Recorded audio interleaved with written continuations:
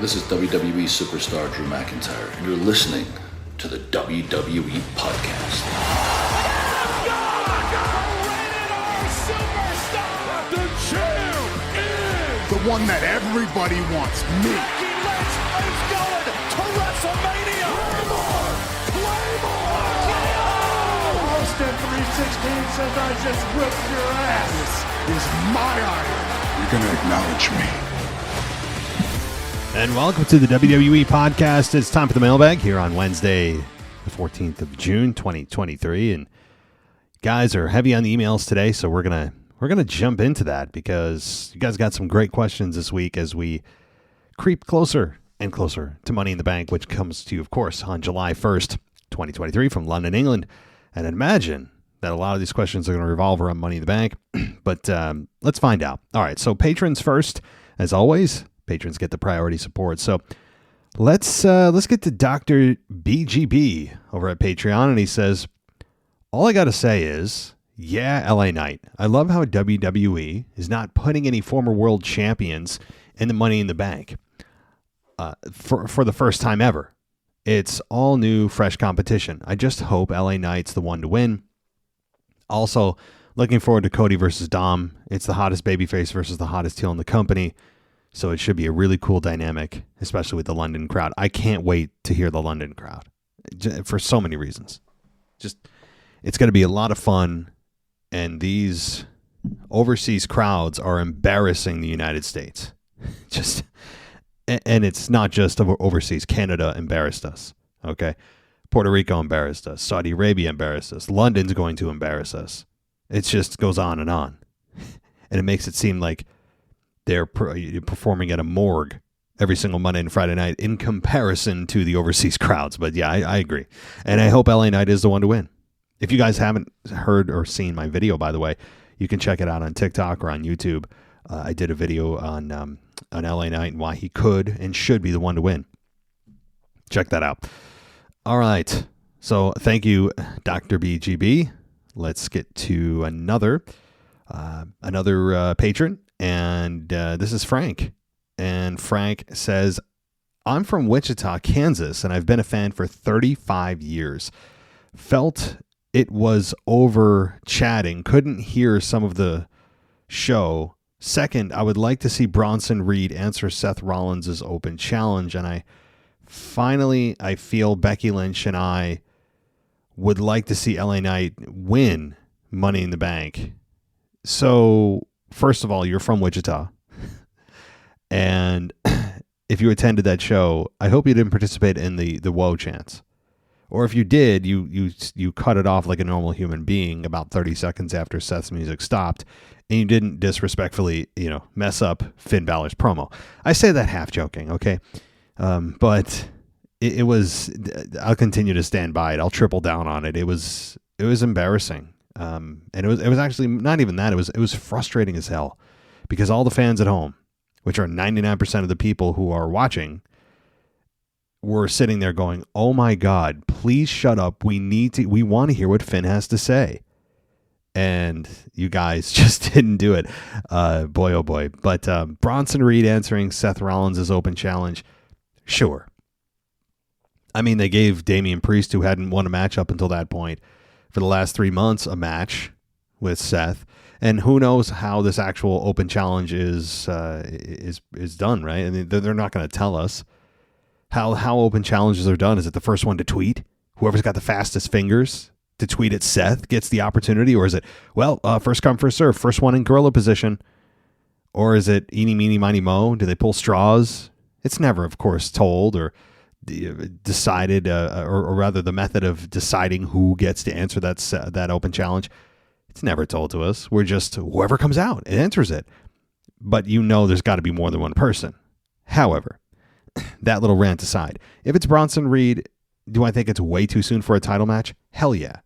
At the same time, is it beneficial for a star that's on the rise to get a bit of a shine against one of the best in the business with Seth? Absolutely. And Seth can make anyone look good, which is going to help Bronson Reed.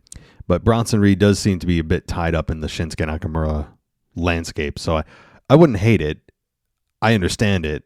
I just wouldn't do it. I wouldn't even do the open challenges personally. I mean, Seth Rollins already has defended his belt or will be defending his belt 3 times. He's going to do it against Braun Breaker. He did it against Damian Priest last week. He's going to do it this coming week on an open challenge. He not only runs the risk of complete overexposure, he's already, WWE that is, not Seth, because Seth is not responsible for this. It's the creative side of things.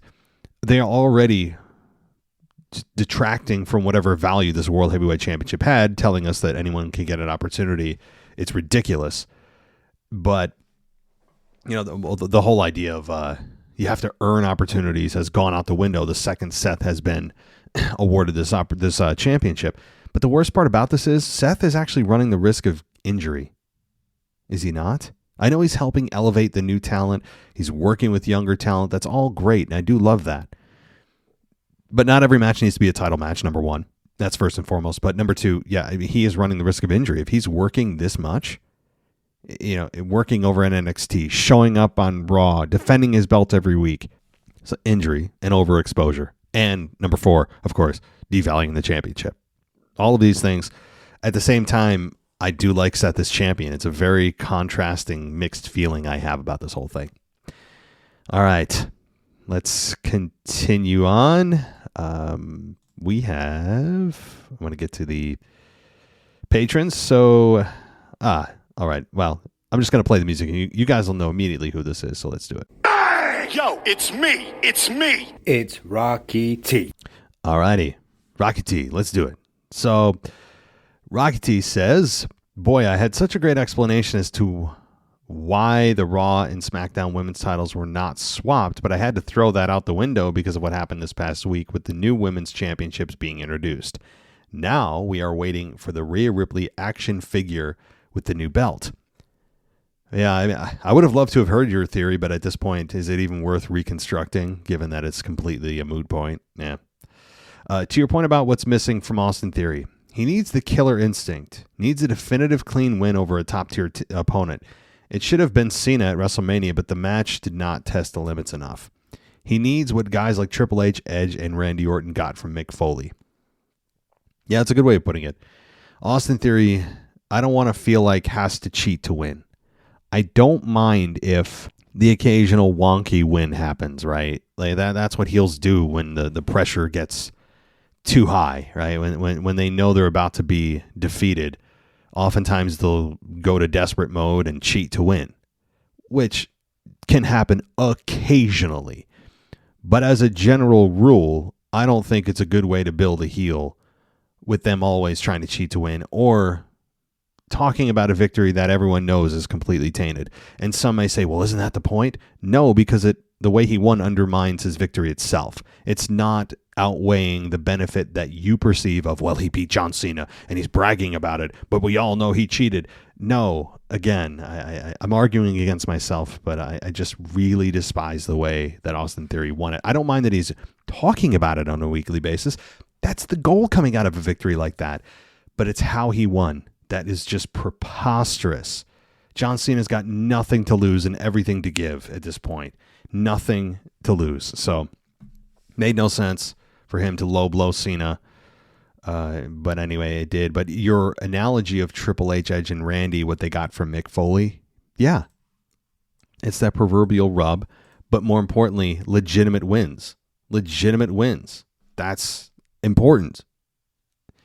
All right, extra heat for Dom Dom. Since WWE is on a new belt obsession, bringing back the Cruiserweight title for him. He's definitely not ready for the WWE or World, not on a level for IC or US. A Weasley, slimy Rhea Ripley helping him, or cheating to win, could even defend it on NXT. So, I have been not a proponent, a advocate against the Cruiserweight title coming back. In fact, any title coming back to WWE, I'm a big proponent of not supporting that because I feel like they need to just work with the belts they've got.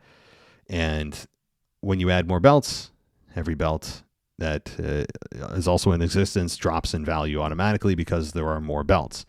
And also, the Cruiserweight thing, again, if you're going to go back to 205 or less, 205 pounds or less, you're limiting your pool big time, right? That means that if Dom did get the cruiserweight title, he could only work, if they're playing by the rules, with guys that are 205 or less. Boy, that really limits the pool, does it not?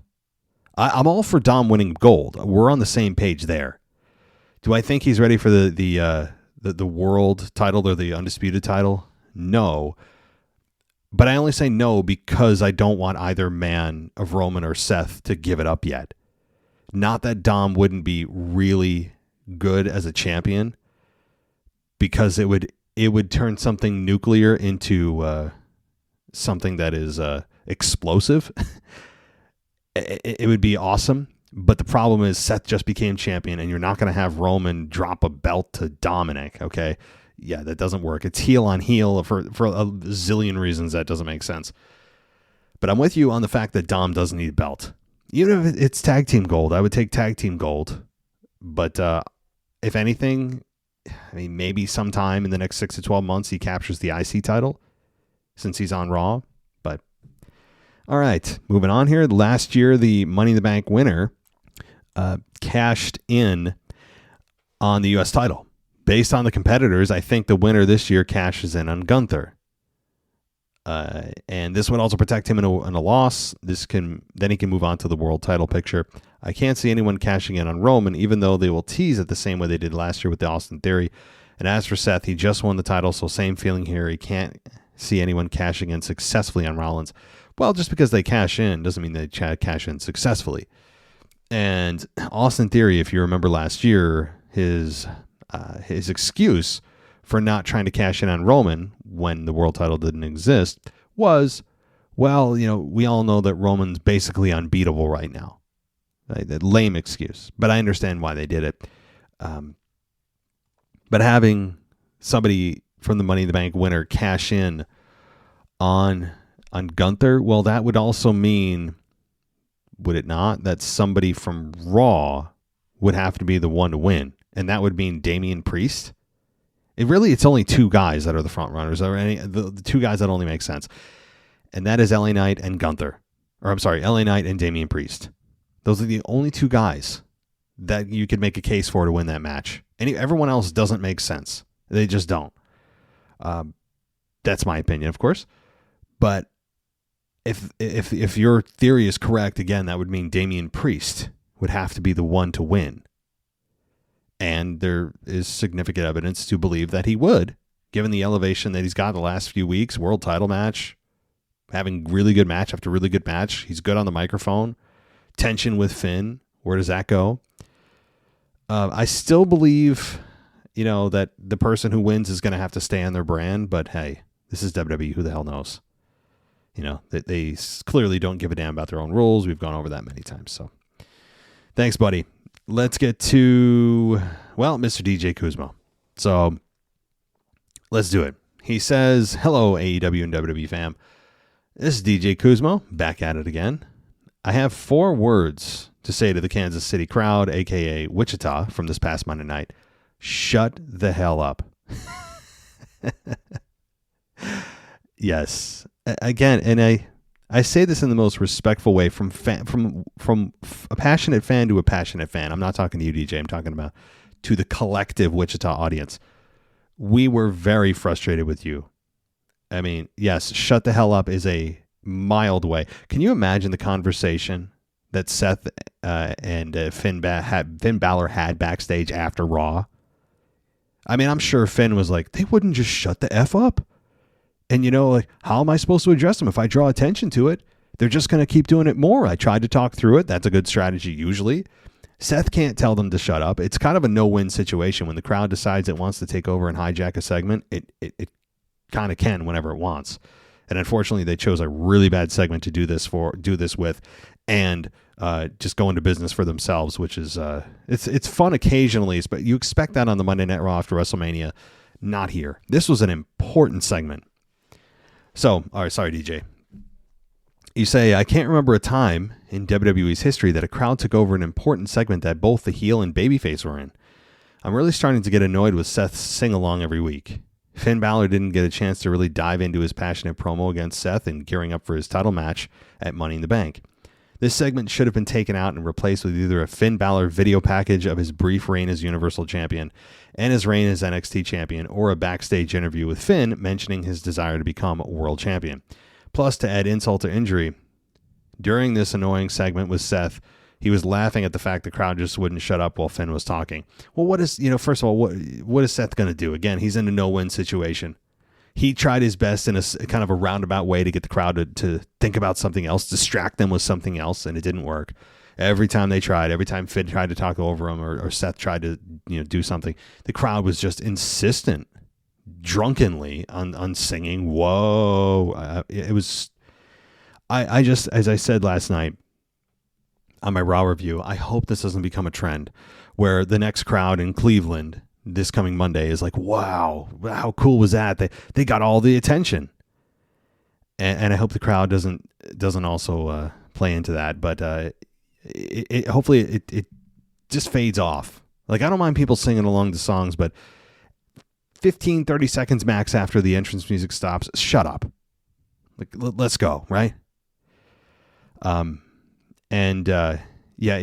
other thing is, I would imagine that Finn Balor's promo that he tried to give, the best he could, credit to him, is probably not going to be used because the crowd completely crapped all over it. So they're going to have to redo it in some fashion.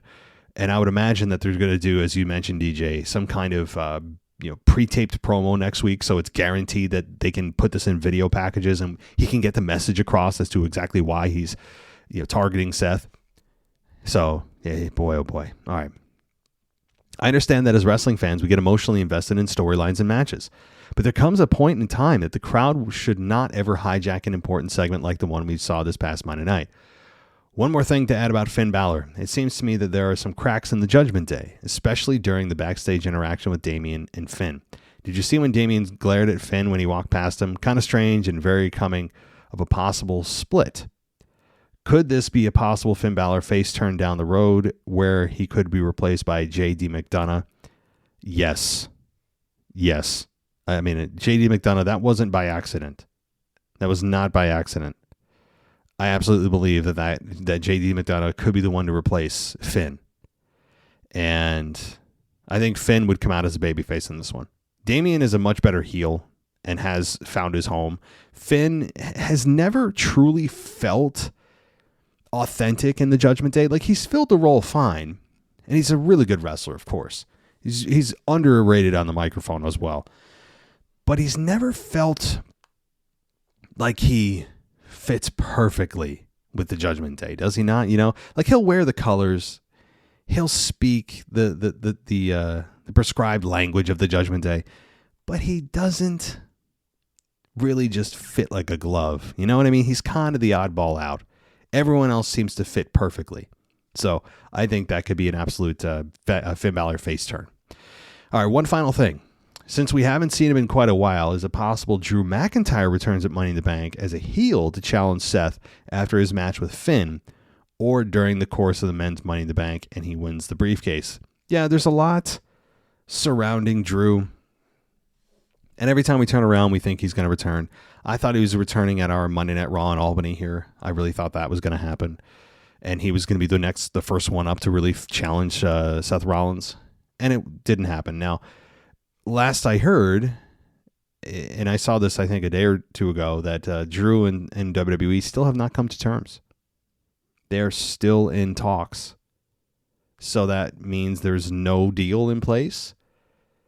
And maybe that's on purpose that the fans aren't going to know when it happens, because then once they know, then they're going to be counting the minutes until his return at the next event. But to your point, could Drew be the one to turn heel and challenge Seth? Yes. I think that if Drew does return indeed to WWE, renews his contract, which I actually ultimately think he will, I think he's better off as a heel. And while Drew is a really good babyface and really one that is an unsung hero in the 2020, 2021 era, he fits the mold as a heel also very well. He's a jack of all trades. and he does both sides well. And you already have 2 top baby faces on Raw, and Seth needs quality opponents to work with. So maybe Drew could come out and kind of like a Brock Lesnar deal, where he looks like he's going to save Seth from a Judgment Day beatdown, and Drew ends up helping the Judgment Day. Not joining the Judgment Day, just helping them. And that's when Drew turns heel. I mean, Drew could join the Judgment Day. That wouldn't be the most crazy thing in the world. Drew McIntyre is part of the Judgment Day. He's already got the black look. He's got the long black curly hair. He'd fit it perfect, actually. Just a thought. Yeah. All right. Good stuff, DJ. Appreciate it. We'll get to the Veer Mahan report, of course, in just a few. Let's see where are we going. Let's go to Dennis. I'm sorry. No, let's go to Isaac Williams. And Isaac says, hope you're well. I'm Isaac from Manchester. I have a storyline idea after watching Raw. Looking at the Judgment Day as a group, everyone apart from Finn has become a breakout star, with Finn, although good, feeling pretty much the same. There's no doubt this week was a huge hint at the group making a change. I've got the idea that J.D. McDonough, boy, do you guys collaborate? He could be the mastermind behind his replacement and take the group in an angrier, more energized direction, focusing on how young and hungry the group is.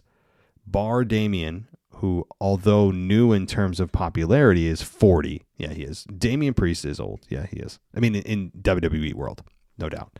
I think it would generate an interesting rivalry between JD and Finn, which could elevate both and lead to Finn turning face and face Seth for the World Heavyweight Championship. Yeah, I mean, I just addressed this, Isaac. It's funny. I don't know what more to say about it. JD McDonough, that wasn't on purpose. That was all by design. I think that is a seed that was planted on purpose, and it'll continue to grow, and there is some validity to that, no doubt. All right. Dennis, back to you. Dennis says, hey, Matt, how are you? Do you remember I said to you a few weeks ago that my pick to win the Money in the Bank before he was qualified was LA Knight? Still my pick. A bit of a fun question for you if you'd like to answer it, or even get the listeners' answers if they would like to answer. Who is the better wrestler in ring, on the mic, and overall great talent? With the worst name? My answer is Dolph Ziggler. I remember when I heard his name for the first time, I thought he was a porn star, but fantastic, talented wrestler. He just has a bad name. Thanks, Matt. Talk soon. That's a hell of a question. I've never had it framed like that. Somebody with a bad name, but is really talented. Drew Gulak comes to mind. Drew Gulak, although not a top guy, I think his name Gulak sounds like goulash. It's just kind of a dorky name. Also, I know Gunther was recently a name change over the last couple of years, but prior to that, we all knew him as Walter. I didn't think there was a problem with Walter. What's wrong with Walter? Gunther. I mean, I don't know. I know we're all used to it now and no one's complaining about it. Just, I don't know, little thought there. Looking through here, I'm looking at the roster right now because I know I'll forget somebody. Yeah, Luke Gallows. I don't know. That's kind of a Massey. How about Massey?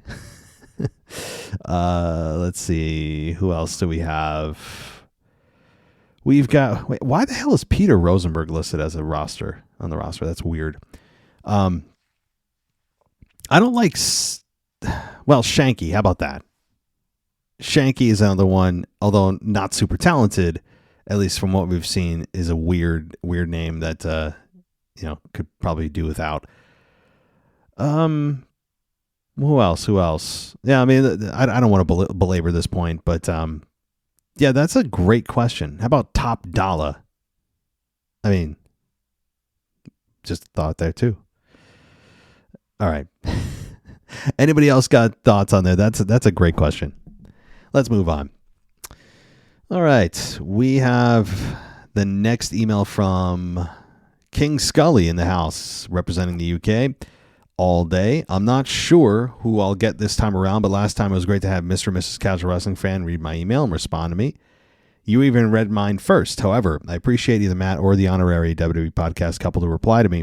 Well, there you go. Then I guess you'll be happy with myself, I hope. So what do you want to... No, I'm not reading that. I'll tell you what I want to talk about, and it's the fact that, just like Matt, that opening quote Cody uses to start getting on is starting to get on my nerves. Welcome to the party. I'm not trying to sour anyone's opinion. If you love it, great. You know, like, hey, everybody loves there's certain things in wrestling, and that's why wrestling is, it's very diverse in its things that it offers its audience, and I just hate the Cody Rhodes thing because you can tell he's trying to be cute about it. Every time he gives that stupid ass smirk before he says it. I mean, I want someone to just knock his teeth out because he's trying to get it over and he thinks he's being clever or cute by mentioning the name of the city and then asking the crowd a question they can't possibly react to. Yeah. All right. Anyway, you're going to get me heated. Second, how can he say Brock Lesnar doesn't have the balls to accept his challenge? I'm pretty sure Brock beat him up at the last pay-per-view and tormented him prior to that match to get the constant attacks. By the way, I sound like I dislike Cody, but I do like him. I just think normally, as strong as his promo is, he would usually dish out. The one on Raw was not. It wasn't bad, but it wasn't great. Well, yeah, I mean, first of all, you're never going to get great promos every single time. I don't care who you are. Even Paul Heyman's had off nights. And plus, how much material does he have to work with? I mean, he said everything he could say about Brock, and we still, and I'm not forgetting, don't have an explanation, 2 months in plus, of why Brock Lesnar attacked Cody. What is the reason? I'm not letting this go because it's lazy ass storytelling. And they just have this habit with Brock. But as far as the whole Brock doesn't have the balls, I'll chalk it up to the fact that, of course, he knows and everyone knows that Brock does. It comes down to him trying to provoke Brock to come back because he wants another crack at Brock Lesnar. So he's trying to attack the manhood of Brock. That's all. However, I'll tell you who is great. Dominic Mysterio. The more I see him, the more I like him. I can see Brock interfering in the Dom versus Cody match and possibly costing Cody the match. What do you think? Either he directly costs Cody the match when the referee goes down, right? And there's no ref, and okay, what's going to happen now? Is Dom going to use a foreign object? Who's coming out? And Brock could come out at that moment. Or Cody could get the victory, and then you have Brock come out afterwards and brutally beat down Cody Rhodes. Either is most likely. All right, do you think a defeat for either man will affect them at all? No. I mean, I'd prefer that Brock directly costs Cody the match to keep Dom's heat even hotter than it already is. But if Dom takes the loss here, he's still so hated that it's not going to do a whole lot to make the fans feel satisfied. You know what I mean? I really don't. This is a win-win. The match is going to be very good. Both are very good in the ring. It's a new, fresh matchup. It's arguably the hottest heel versus the hottest babyface in the company. Brock, of course, is the wild card in this match. When does he show up? How does he show up? Does he cost the match directly from Cody or whatever? No, this is a win-win of a match. Also, are you concerned that Rhea and Dom may separate? The reason I say this is they're solid together, but the positive reaction for Rhea gets the negative one and Dom gets a negative one. Not to mention the fact that the thing with Finn and Priest. Personally, I'd say keep Dom and Rhea together for sure, regardless of fan reactions. But what is your opinion? Yeah, I wouldn't touch this. I understand what you're talking about. I mentioned this on my Raw review too, with Rhea getting a big, strong babyface reaction coming out by herself and being presented the new women's world title. And then the second that Dom came out, it's like she was just poisoned by his presence, and even the crowd turned on Rhea. But this dynamic is so fun, and the magic that these two have together on camera is something that does not happen often. And it's something that you don't mess with. Even though the dynamic is weird and people want Rhea to break out, I don't think we're ready quite yet, to see Rhea leave the Judgment Day. Rhea and Dom are the heart and soul of the Judgment Day. They essentially are the Judgment Day. Finn has never felt like he belongs. Damian Priest has always, up to this point, been a supporting character. And perhaps JD McDonough does come in and there's some new blood and there's some rift and it's Finn versus JD, whatever. That said, I know what you mean, but the benefit of keeping Dom and Rhea together, I don't even think we've seen the half of it yet. There's no need to break these two up. There's so many benefits. And yeah, sure, that's kind of a downside if you're looking for symmetry and, well, they both should be heels and all that, or get heel reactions. But Dom is so strong as a heel, it overshadows the support that people have for Rhea. So that's saying something. All right. Thank you, King Scully. Appreciate it.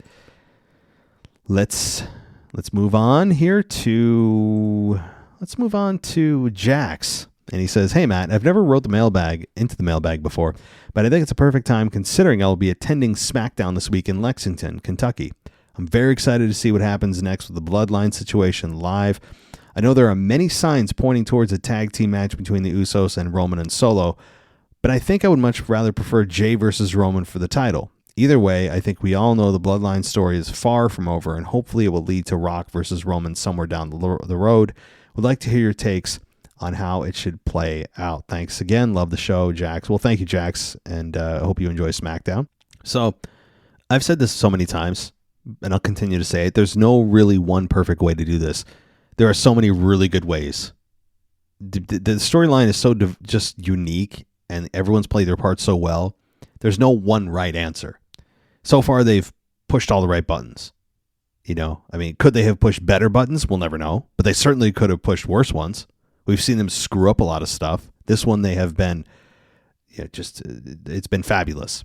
Now, how would I want this to play out? If I were in control of creative, which is essentially what you're asking, I would say it should be Jay finally coming around, and he sides with his brother, which will happen at the Money in the Bank event.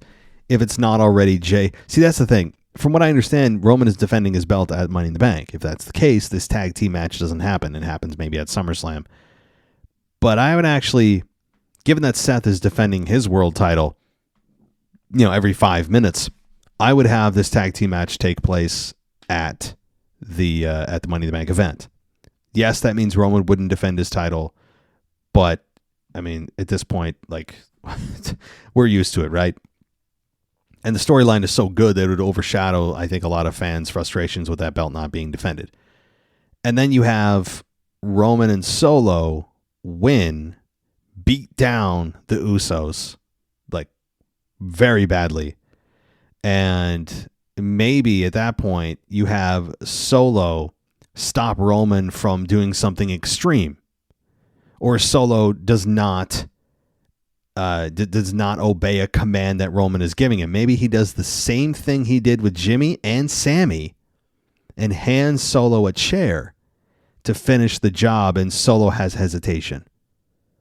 And then maybe Solo either turns on Roman or drops the chair and leaves or whatever. That's how I would really continue the cracks. You can have, at that point, you could do Jimmy versus Roman's one-on-one for the title. Ultimately, who do I think should take the title off of Roman? You would imagine it's got to be somebody in the bloodline. I'm a big Jey Uso fan. I would not hate if Jey Uso is the one to take it off of him, if family wants to take it off. And as far as The Rock goes, hey, The Rock and Roman do not and should not, more importantly, contain a championship. Mainly because it would completely tip WWE's hand on who wins. Instantly. Mr. Hollywood ain't going, he's not going to stick around and defend the championship for 6 to 12 months. Hell no. And why would you waste that loss that you're building to on a guy that is, pushing 50 or isn't? Is The Rock in his 50s? I'll have to look. Sure, he's in better shape than 95% of the world, but you're not going to essentially waste that win on a guy that's already a made dude, a Hall of Famer, a legend. It's not going to do anything for his career.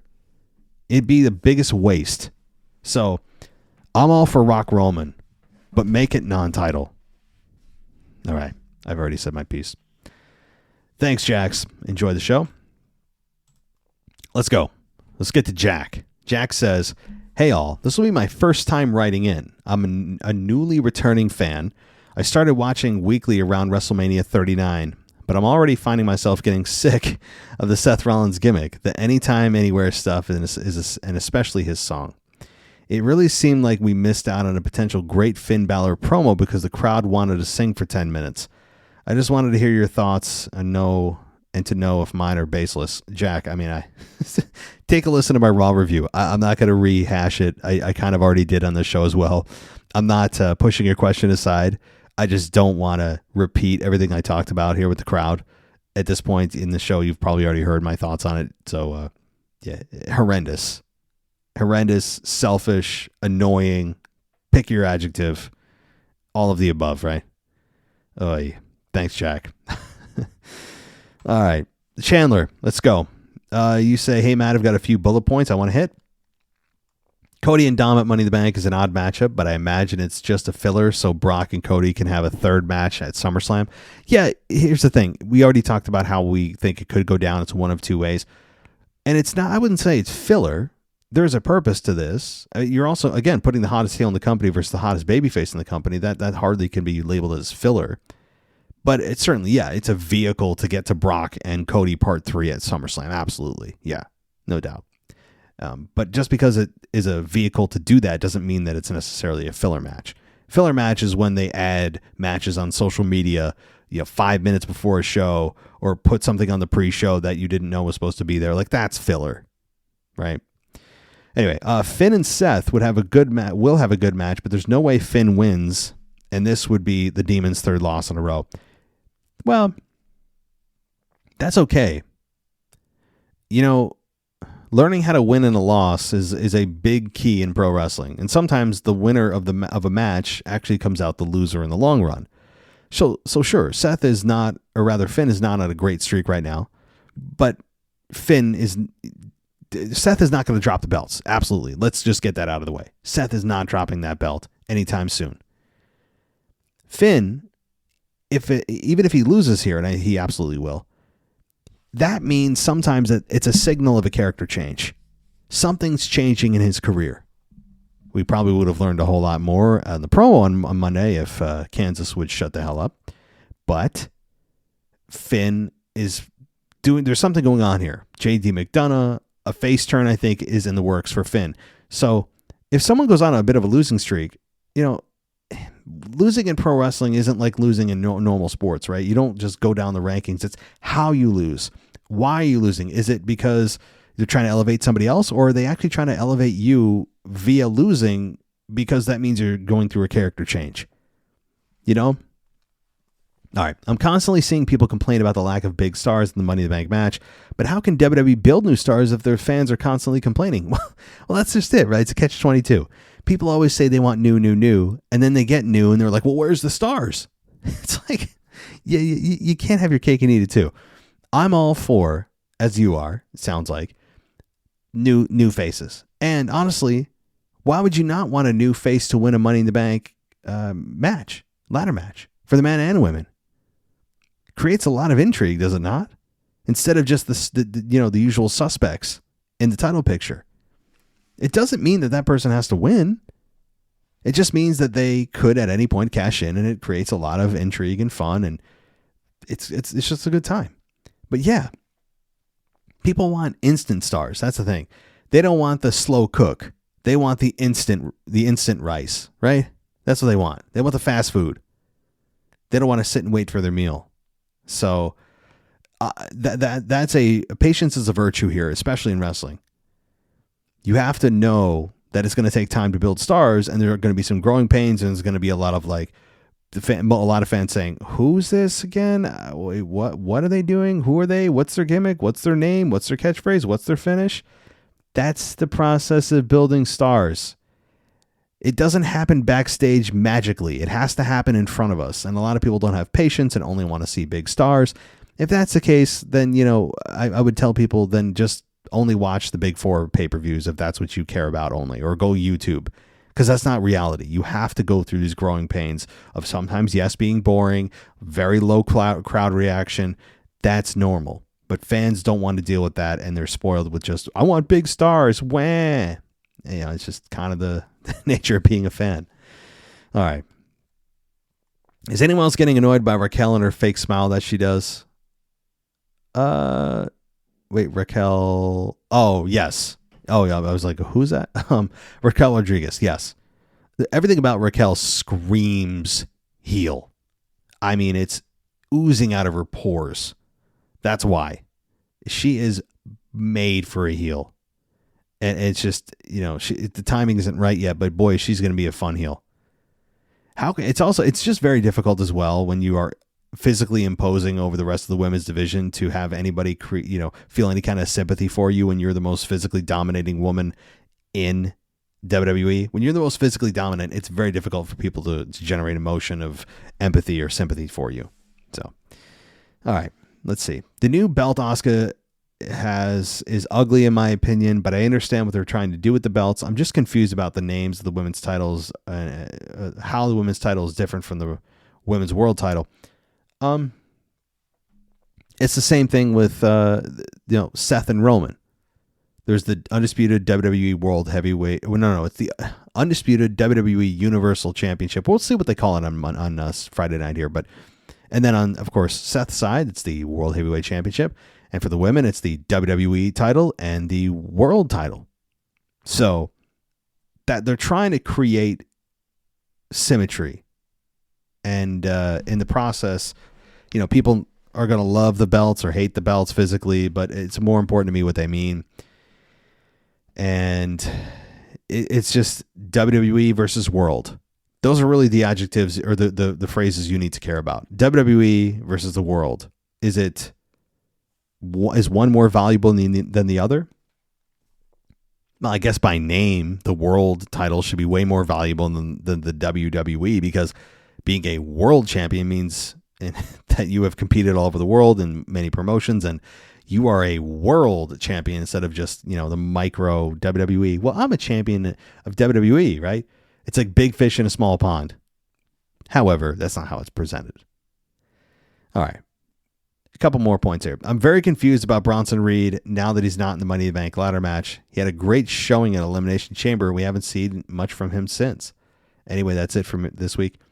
Yeah, but I was a bit surprised too, that Bronson Reed didn't win his Money in the Bank qualifier match a few weeks ago on Raw.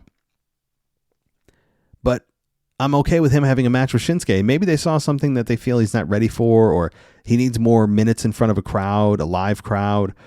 Whatever it may be, they just don't feel it's the right time to push him. And I'm okay with that.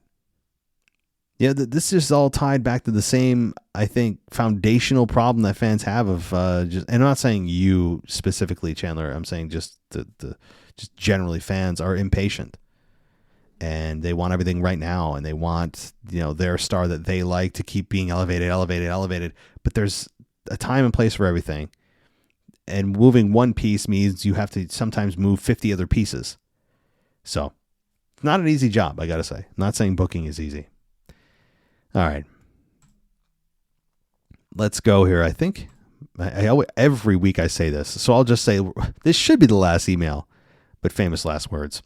All right. This is from Diego from Honduras, Central America. And Diego says, just wanted to stop by and share my opinion on the whole WWE title lineage.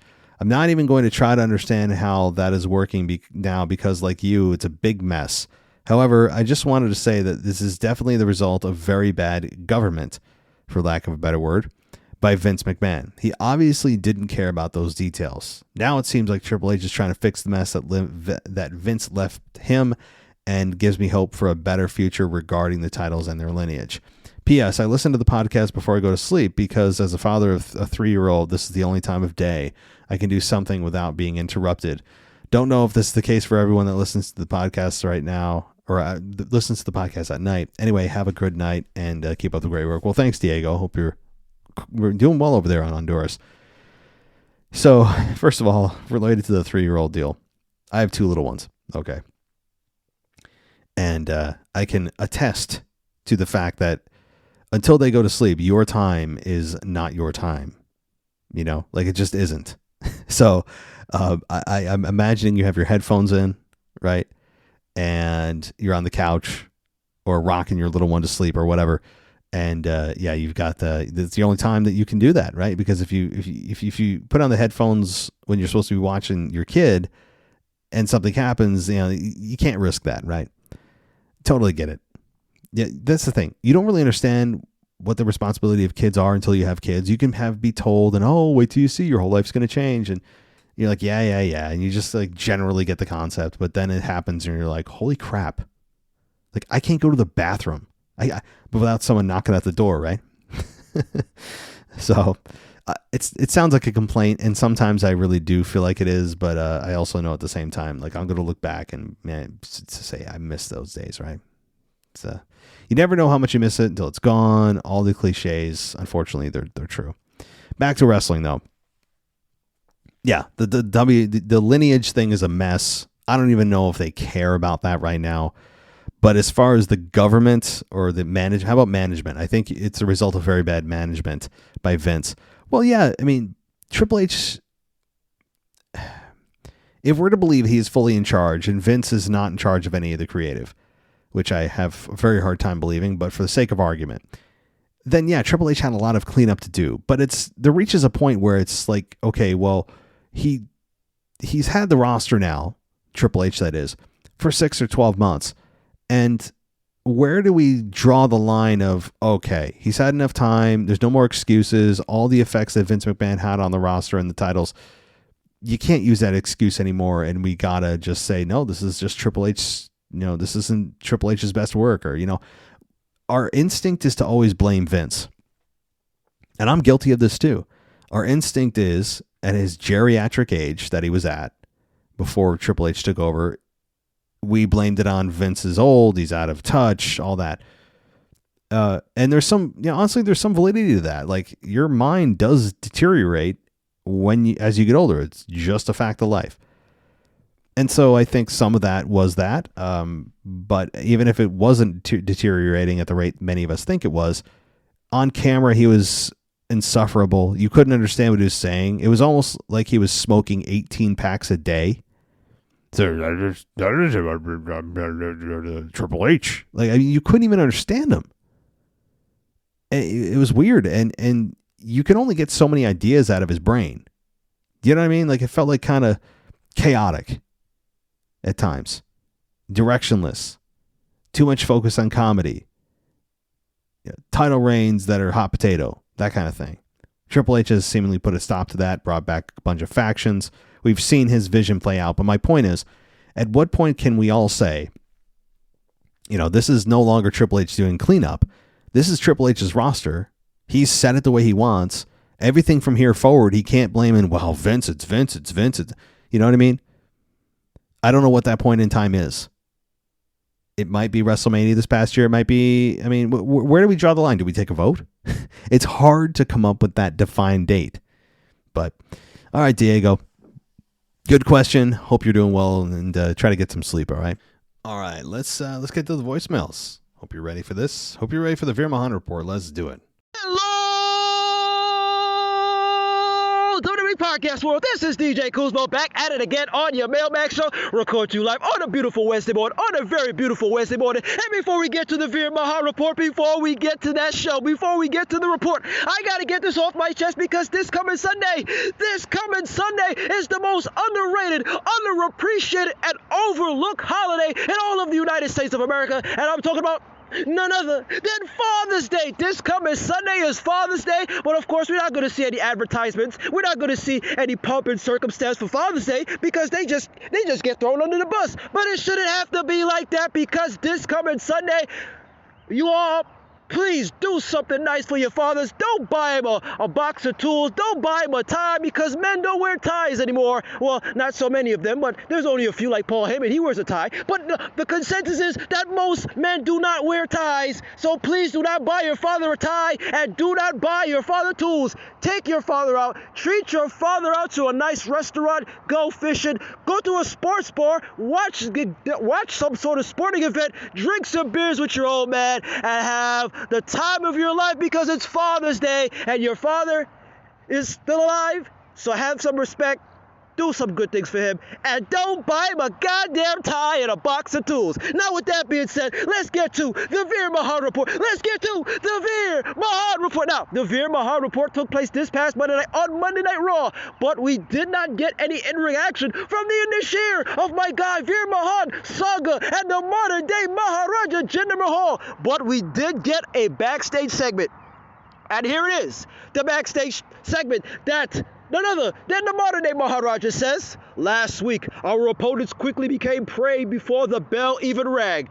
But we are not satisfied. Our opponents are still walking. The job is not done. Shelton Benjamin, Cedric Alexander, for showing us respect with the fear in your eyes, we offer you a proper match, a proper chance at survival. Just know, every single one of your fears will be justified as the initiator hopefully go on a rematch to actually have an official match against Shelton Benjamin and Cedric Alexander next week. Hopefully that happens on Monday Night Raw. So with that being said, happy Father's Day to all the fathers. And of course, this is your guy DJ Kuzmo. This is your boy DJ Kuzmo. Be kind to one another. Stay loosey, my friends. And peace. Well, DJ, yeah, happy Father's Day to you and all the fathers out there, even if you're not a dad, right? We all have dads because we all exist. So I guess we can all celebrate Father's Day. And I can attest to the tie thing. I used to have to wear a tie going to the office, but that kind of changed with COVID because, I don't know, a lot of things got erased with COVID. All of a sudden, no one's wearing a tie anymore. I'm not going to complain. You just kind of wear casual, which is nice. But unless your name is Cody Rhodes or Paul Heyman, yeah, ties don't really apply. So good suggestions there, fishing, food. You can't go wrong with the food. I mean, you just can't. Men are very basic. Men are very simple. We have very simple needs. Some of them I can't discuss on the show, but one of them I can, which is food. Very simple. We don't need to overthink what men need or want. Okay? You really don't. Think about the basics, all right? For you women out there, you're like, I want to do something creative for my man. I can tell you right now with full confidence, your man is very simple, and think about the basic needs of a man, and I will leave it there for PG reasons. I didn't expect that to take this turn. However, good suggestions, though, DJ, right? And if you have your dad, and you're lucky enough to have your dad around still, yeah, absolutely, take the time, reach out, spend the day, whatever it may be. All right, and thank you for the Veer Mahan Report. Always very important part of the show. Let's continue. Oh, hey, Matt, Bevan here from Australia. Hope you're well. Congratulations on getting your sign out there on Raw. It was pretty exciting when I saw it, and I know it's happened like 2 weeks ago by the time you get this voicemail, but that was pretty cool. That gets more followers for you. One thing I wanted to talk about was I've lost my train of thought. Sorry, this is really good. Bad. I think it was on SmackDown when Asuka and Io Sky were having a go at each other in Japanese, and like it was this complete seemed to be a massive disconnect with the crowd.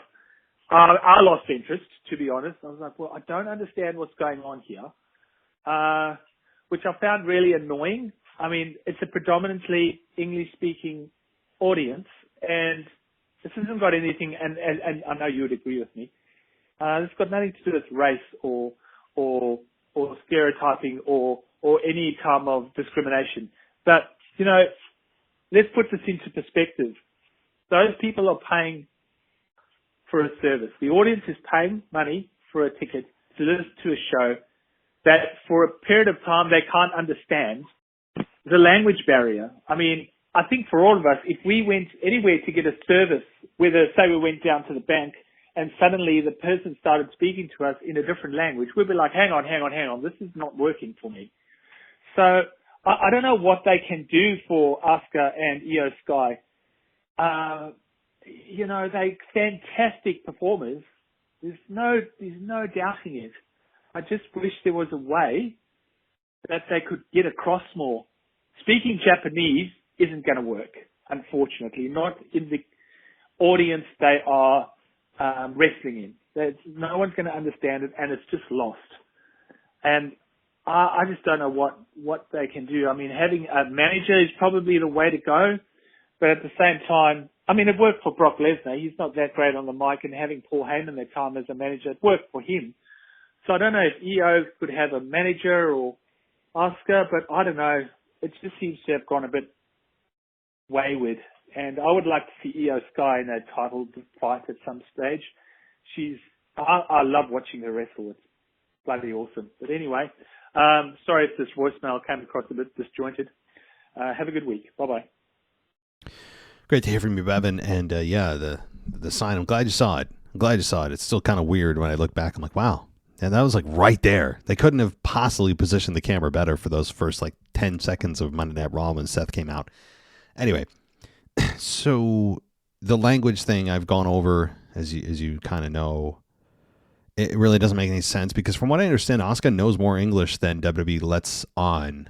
And if that's the case, shame on WWE for not allowing her, or whoever's responsible, for Asuka not being able to showcase what she can do more, which is, I don't know, communicate with the base audience. That would be like me going to Japan, and speaking English, but no Japanese, and expecting the audience there to completely understand what I'm saying. It's a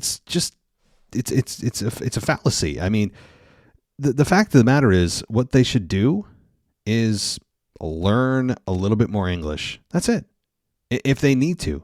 Again, maybe they are, and maybe they do know more English. Io Sky and Asuka both know more English than they are letting on, or WWE's aware of it, but they like the kind of flamboyant, cartoonish character that Asuka has come up with, and that's kind of part of her mystique or whatever.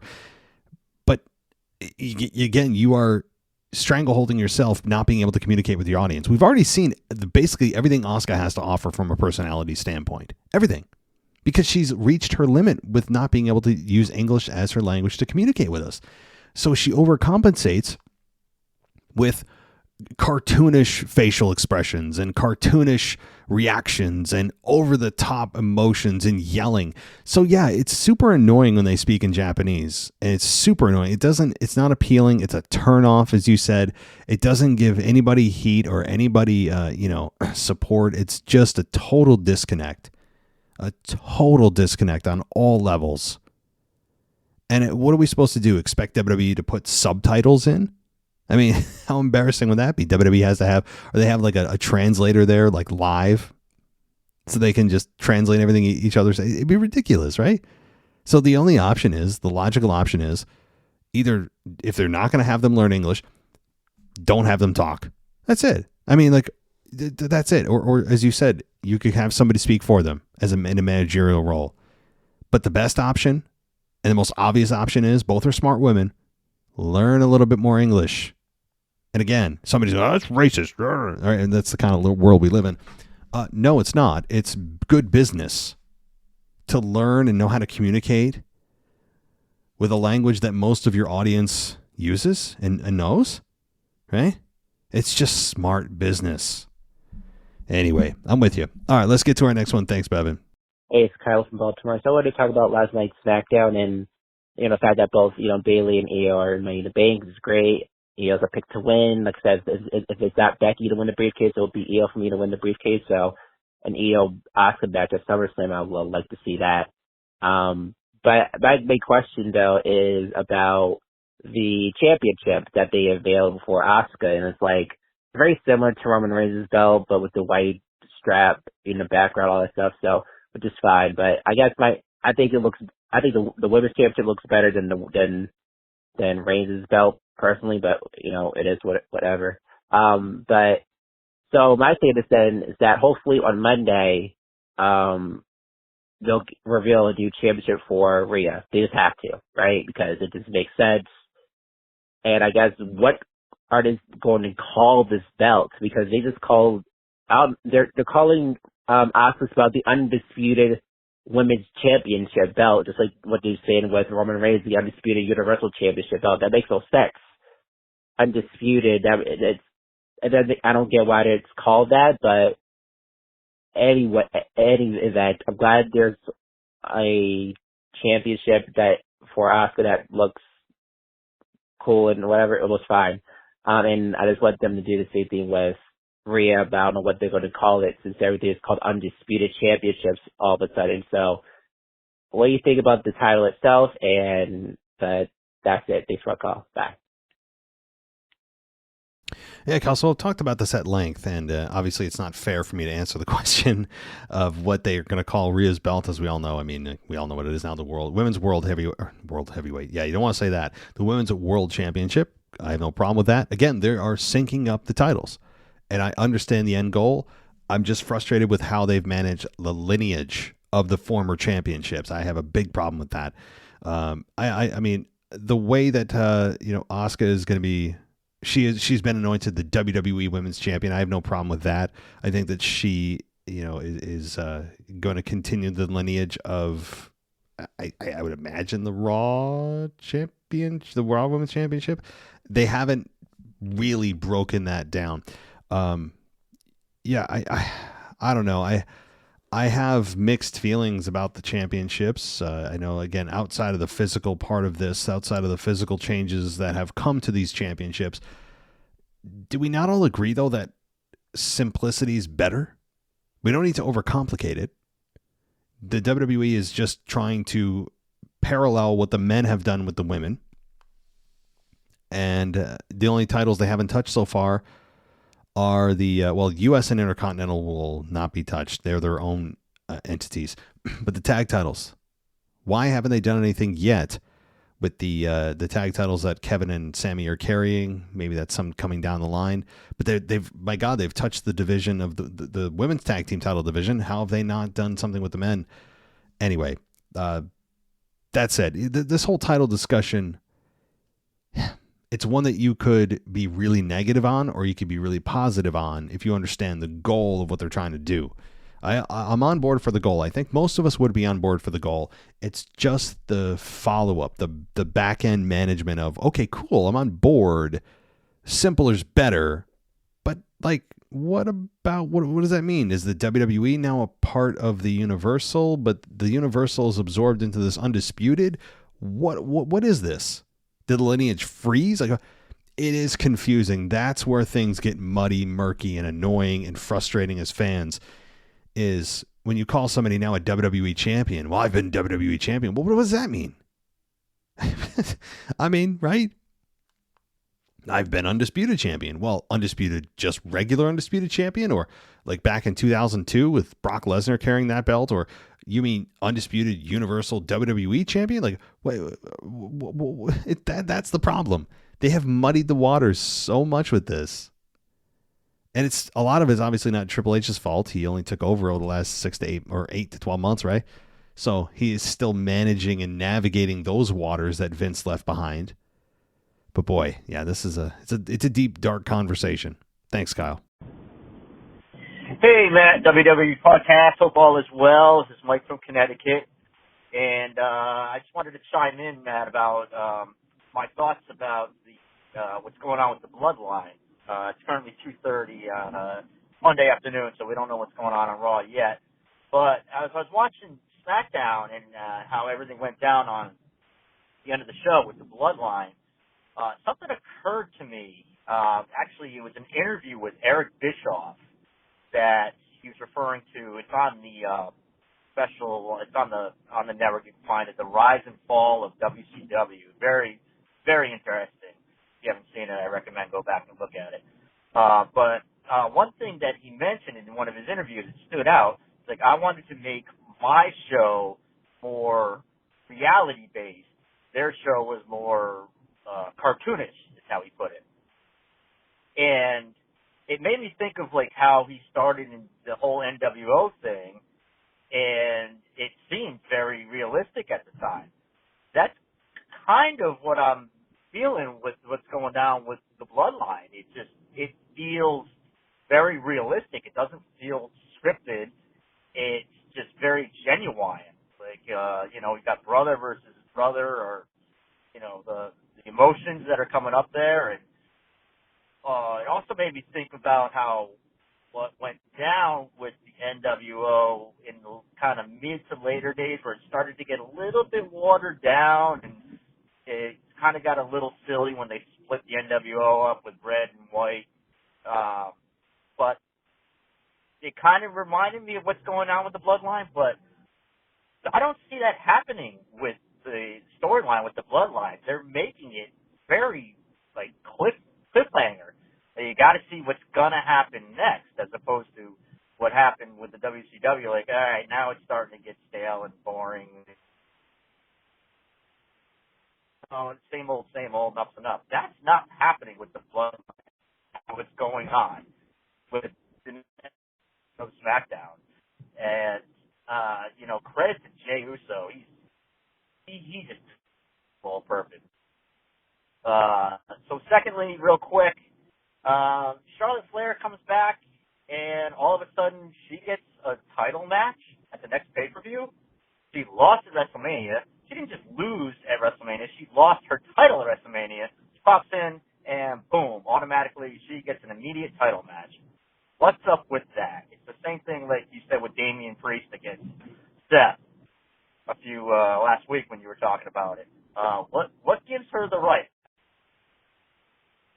But get to the. What's going on, Mike? Hope everything's well over there in Connecticut. You not too far from me, right? You're so far. You're the closest one that has called in, and maybe you have people all over the world, and so you're pretty much a local neighbor as compared to the rest of them. Now, okay, Charlotte Flair. To answer your questions backwards, Charlotte Flair, is it kind of the same thing as Damian getting a title shot? Well, no. The reason I say it is Damian Priest not only has been losing matches, and losing to musicians on big stages, but he doesn't even feel like he's a big star yet, right? He's still in the up and coming. Whereas Charlotte Flair is a proven commodity. She is a multi-time women's champion, first ever women's champion after the Divas Championship was mercifully retired and killed and brought behind the barn and shot dead. And the wings off the butterfly were plucked off. But that's the difference, is Charlotte Flair is already a Hall of Fame. She's already a Hall of Famer. Damian Priest isn't even in the same league in terms of star power yet as Charlotte Flair. That's the difference I have there, where, Charlotte Flair's granted it. Well, it's Charlotte Flair, right? Do I still like the way it's set up, that she just waltzes in and gets a title opportunity like she's Goldberg? No, I don't like that. But we've seen that a lot in the history of WWE. Maybe I'm just numb to it. Now, as far as the Bloodline goes and the comparison to the NWO, first of all, I have seen that documentary. Really good stuff. I don't think it's comparable because the NWO was the anti-WCW. The Bloodline is not the anti-WWE. And, that's not their mission. Their mission is to just to fortify their family's legacy, to provide for their family, to be dominant, right? It's not to take over and poison the WWE and bring people in to be an anti-establishment. That's not the goal of the group. And the goal of the group, all of these men are family members, which, as you alluded to, it's genuine, it's authentic, because they are all actually family members. And that's not the only reason, but it helps that they're all related, because you can feel the real tension. These aren't just, four random guys that were thrown together and we're supposed to believe they have some deep connection. These are actual family members, which really helps. But the acting on top of it has been superb. That absolutely is key. The acting to make us feel emotion has been on point almost every time. The matches that have been generated from this have been on point. It's just been the perfect storm.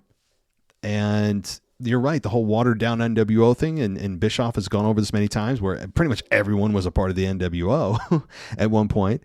Whereas the Bloodline is a very exclusive club. No one's just joining and leaving, or people randomly joining. No. It's the Bloodline, right? Which means you have to be blood to be a part of the group, which is also a part of why Sammy left and all that. But the name of the group inherently already speaks to it being a much more exclusive club. If you're not a part of the family and you're not blood, well, then kind of hard to be a part of the Bloodline, isn't it? I know Paul Heyman, okay, but Paul Heyman's not an active competitor, and but you get my drift. But good points, fun stuff to talk about. All right, let's keep it rolling. And who do we have next? Well, let's find out together. Hey, WWE Podcast, I'm Matt. It's New York Kyle again. Before I get to the episode 3 of the Corrugated Report, I want to see my take on the whole title story, the championship confusion. it's becoming a little less confusing now, but it's still confusing. Like, I listened to the weekend review, that and also the state of the review of you and Anthony. Matt, I listened to both of them. My take on it is basically the championships are still the same championships. They're still the Raw and SmackDown championships, and they still have the same lineage. Like, they just renamed the titles. Like you said, rebranded. That's my guess. I think they're keeping the lineage the same exact championship it's always been. They just renamed it. Both of them. Like, that's my guess. And Rhea's like the main event women's champion, and then Asuka's like the mid-card US IC title type champion. That's my take on it. But I don't know. Anyway, episode 3. Cora Jade report. Cora got in there a lot, so I'm a little worried. Like, literally before I started this series on the Mailbag, Cora was being booked pretty well. She's not being booked bad. She's not getting buried. It's just she needs a win. She hasn't gotten a win in a couple of weeks. And it's irritating. She's like my favorite female on NXT right now. For the men, it's Carmella Hayes. For the women, it's Cora Jade. Carmella Hayes is awesome, too. I was really going to do a report on him, too, but I think one's enough for one voicemail. So, Cora Jade, last week at a Battle Royal, she kind of was feuding with Dana Brooke. And, yeah. And, tonight, Cora Jade fought the winner of that Battle Royal, Thea Hale, now the number one contender for the NXT Women's Championship. And, Cora and Thea are having a good match. Cora probably could have won, but Dana Brooke came out and interfered and distracted Cora, and Cora tapped out to Thea Hale. So, that's annoying. But the next 2 weeks is a two-part NXT TV special called NXT Gold Rush. And in Gold Rush Week 1 next week, they announced Cora Jade is going to be fighting Dana Brooke in a match. So I hope to God Cora wins. Also, the main event Week 1 is actually Seth Rollins defending the heavyweight title against Braun Breaker. That should be fun. And Week 2 is Carmella Hayes defending the NXT title against Corbin. But anyway, Cora Jade next week, hopefully beats Dana Brooke. Gold Rush part Week 1. So next week's episode 4 will be a Gold Rush special, I guess you could say, of the Cora Jade report. Anyway, that's pretty much it for this week. Justice for Cora. I'll see you guys next week. Kyle, thanks for the Cora Jade report. I appreciate that and keeping us up to date on what's going on. And I really recommend that everyone check out her work on NXT. She is very good. And I do expect her at some point to come up to the quote-unquote main roster. Right now, she's right. You mentioned she's in a program with Dana Brooke, or at least Dana Brooke cost her the match or something along those lines. So keep us updated, Kyle. I appreciate that. Now, as far as the lineages go and your assumptions, you could be right. But here's the thing. Why should we have to guess? Why should we have to infer? It should be just plainly told to us. Right? I mean, that's it. It's just saying, Adam Pearce could come out and easily say, we are introducing a new championship, and the long lineage of the Raw Women's Championship will continue with this belt, right? That's it. That's it. Why should we have to guess? There's a whole lot of assumptions going on, and I feel like we shouldn't have to do that. Especially when it comes to not just the women's, but most importantly, Roman Reigns' belt. Because it's kind of two fusions in one, right? We had the WWE and Universal, which were fused, at least in concept, into one championship at WrestleMania 38. And then we got a new belt introduced last week, 2 weeks ago, to Roman Reigns. So assumingly he's going to carry one belt, but where does the WWE title lineage stop and start? What about the Universal? Why can't they just, I don't know. It should be something that is just easily explained on air, but they don't do it because they don't want to hold themselves to any kind of standard and everything's wishy-washy. All right. Well, Kyle, thank you so much. And let's get to, I think that's our final voicemail. Let's do it. What's good, WWE Podcast? Checking in once again. Rocky T from Houston, Texas. Here with your Roxanne Perez update. Inspired by the Veer Mahan Port. Shout out, Kuzmo. So, this week on NXT, Roxanne Perez faced off against Tatum Paxley. Tatum Paxley did align herself with Blair Davenport. So, this was a first step of Roxanne getting to Blair for their eventual one-on-one match, so she picks up the victory. So, that's all there is there. Moving forward, I just want to welcome all of the new listeners, whether it's through Apple or Patreon or however you're on. Welcome. It's been 2 weeks coming now, but I need to give a shout out to New York Kyle. He is the first one to cash in on the Rocky T offer. Don't forget, you can also go ad-free for a month on me if you go to my Twitter, Rocky's Club 007, and give me a message, give me a follow, give me a shout-out on the mailbag. I will pay for your first month of listening, ad-free listening. Since New York Kyle was the first one to cash in, I paid for his first 2 months. So, don't forget, many ways to go ad-free, and that's it. Everybody, don't have a good day. Have a great day. Hey, Rocky T. That's very generous of you. I don't know if I mentioned this. I'm actually upping my monthly rate to $99 a month. So you'll see that on your card in the next month or two. I'm joking. But no, that is pretty cool. And anybody that wants to take Rocky up on his offer, you guys heard the contact info, and that is much appreciated. Because ad-free, really, like, I know the ads are a pain in the ass. If you're on the free feed and you're listening to me on the free feed right now, the ads are placed in about every 8 minutes or so, 8-9 minutes. And it probably feels like it's every 2 minutes, but it's just a way to monetize the show. And this is free content, and that's kind of the price you pay, so to speak, for free content is, ads. And why wouldn't I monetize my efforts? I'd be a fool not to. Anybody that has a podcast that's not monetizing it would be a fool not to. I mean, like, unless you just don't care about money. But outside of that, I mean, $1 a month, how can you go wrong?